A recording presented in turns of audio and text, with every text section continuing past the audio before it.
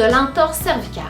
Alors, pour avoir une entorse au niveau du cou, il faut avoir subi soit un mouvement brusque, l'accident de voiture par exemple, une chute, s'être frappé la tête, avoir reçu un impact direct ou encore être demeuré dans une position extrême un peu plus longtemps. Avoir mal dormi pourrait embarquer dans cette catégorie où on se lève le matin et on est vraiment coincé. Alors, dans l'entorse cervicale, le système ligamentaire, donc les élastiques qui tiennent les os ensemble, peuvent être touchés, également les muscles et les disques. Les disques sont les structures molles entre chaque vertèbre qui nous permettent de bouger. Alors, parfois, il survient la hernie discale qui est en fin de compte une lésion du disque qui, par pression ou mouvement trop excessif, va se briser et peut venir toucher à une racine nerveuse. Alors, il faut comprendre que certaines personnes ont des hernies discales sans le savoir, simplement parce que l'hernie, la zone discale blessée, n'entre pas en contact avec une structure douloureuse, donc il n'y a pas de réaction chimique et les gens ne savent pas qu'ils ont des hernies discales. Alors, comment peut-on savoir si nous avons une douleur d'hernie? Alors, c'est simplement lorsque le physiothérapeute ou le professionnel fera ses tests, il pourra trouver s'il y a une atteinte d'une racine ou non. Donc, qu'est-ce qu'il faut faire si on se réveille ou si nous avons une entorse cervicale? Première des choses, on met l'articulation au repos comme toutes les autres articulations blessées. C'est-à-dire qu'on évite de faire des activités, des sports, on limite nos activités à ce qui est dans notre vie quotidienne. On ajuste notre poste de travail si on est capable de travailler et qu'on se rend compte que les mauvaises postures peuvent augmenter nos symptômes. On peut également appliquer de la glace pour notre confort. Donc, une glace humide, un sac à glace enveloppé d'une serviette humide appliquée dans le cou en position allongée de façon préférable pour 10 minutes 4 à 5 fois par jour pourra vous aider à tolérer la douleur.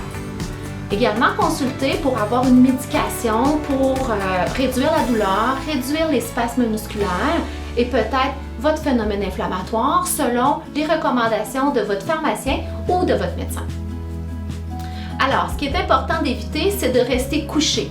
L'alitement pendant une longue période pour les problèmes de cou, c'est néfaste. Donc, la musculature va perdre de sa capacité et votre condition va simplement se détériorer.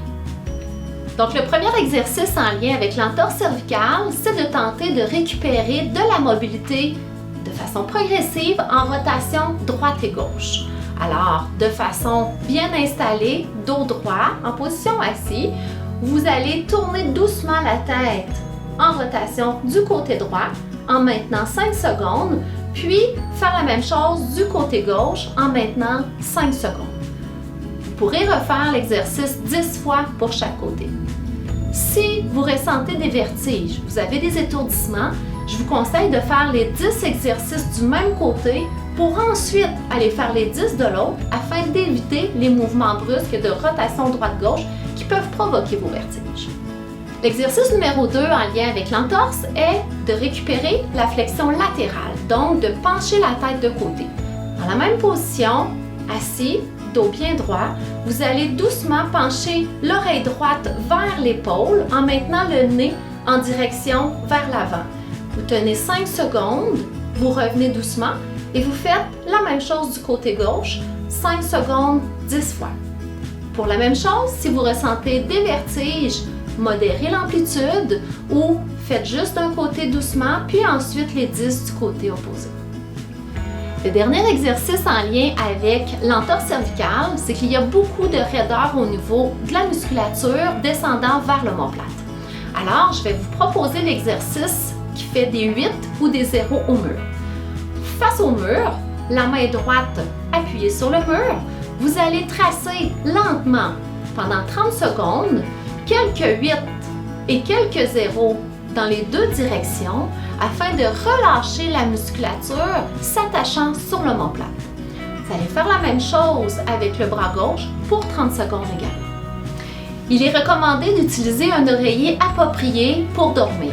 Les gens qui dorment sur le côté doivent utiliser un oreiller comblant l'espace entre l'oreille et l'épaule lorsqu'ils sont en position couchée sur le côté. L'idéal est l'usage d'un oreiller mémoire, donc de la matière que vous voudrez, mais qui s'ajuste parfaitement sans que vous ayez besoin de l'ajuster pendant la nuit. Alors, l'usage de l'oreiller mémoire est idéal pour aider à récupérer plus facilement. Donc, rappelez-vous que l'entorse cervicale nécessite du repos au début, mais pas de la lit de temps. De la glace dans les premiers jours, faire attention, limiter vos activités. Si vous ressentez des symptômes de vertige, des sensations d'engourdissement, picotement, fourmillement qui descendent dans les bras, il est important de consulter rapidement un professionnel, soit votre médecin ou un physiothérapeute. Bonne récupération!